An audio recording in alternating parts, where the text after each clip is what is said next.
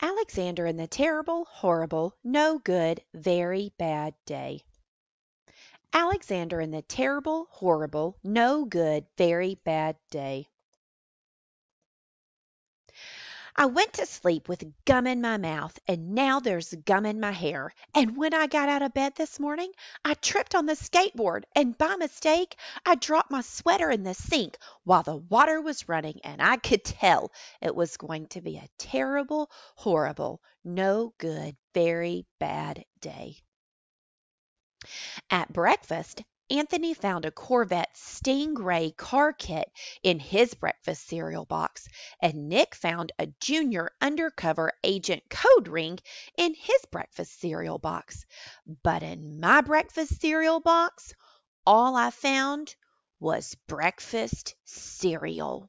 I think I'll move to Australia. In the carpool, Mrs. Gibson let Becky have a seat by the window. Audrey and Elliot got seats by the window, too. I said I was being scrunched. I said I was being smushed. I said if I don't get a seat by the window, I am going to be carsick. No one even answered. I could tell it was going to be a terrible, horrible, no good, very bad day. At school, Mrs. Dickens liked Paul's picture of the sailboat better than my picture of the invisible castle. At singing time, she said I sang too loud. At counting time, she said I left out 16. Who needs 16? I could tell it was going to be a terrible, horrible, no good, very bad day. I could tell because Paul said I wasn't his best friend anymore. He said that Philip Parker was his best friend and that Albert Moyo was his next best friend and that I was only his third best friend. I hope you sit on a tack, I said to Paul. I hope the next time you get a double-decker strawberry ice cream cone, the ice cream part falls off the cone part and lands in Australia. There were 2 cupcakes in Philip Parker's lunch bag, and Albert got a Hershey bar with almonds, and Paul's mother gave him a piece of jelly roll that had little coconut sprinkles on the top. Guess whose mother forgot to put in dessert? It was a terrible, horrible, no good, very bad day.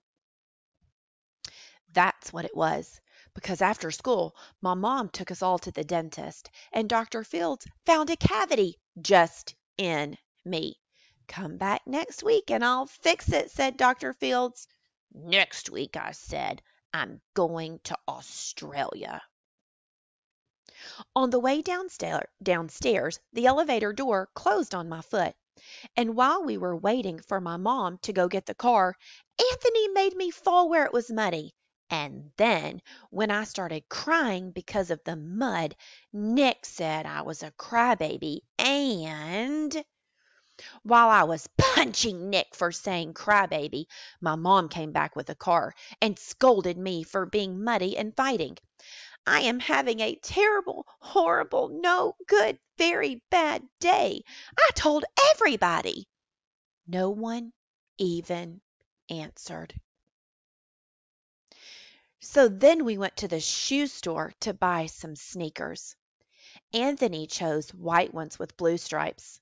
Nick chose red ones with white stripes. I chose blue ones with red stripes. But then the shoe man said, "We're all sold out."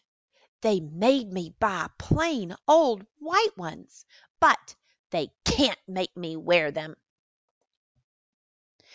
When we picked up my dad at his office, he said I couldn't play with his copying machine, but I forgot.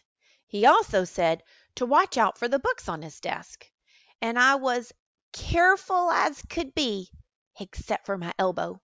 He also said don't fool around with his phone, but I think I called Australia. My dad said, please don't pick him up anymore. It was a terrible, horrible, no good, very bad day. There were lima beans for dinner, and I hate llamas. There was kissing on TV, and I hate kissing. My bath was too hot. I got soap in my eyes. My marble went down the drain, and I had to wear my railroad train pajamas. I hate my railroad train pajamas. When I went to bed, Nick took back the pillow he said I could keep, and the Mickey Mouse nightlight burned out, and I bit my tongue. The cat wants to sleep with Anthony, not with me. It has been a terrible, horrible, no good, very bad day. My mom says some days are like that. Even in Australia.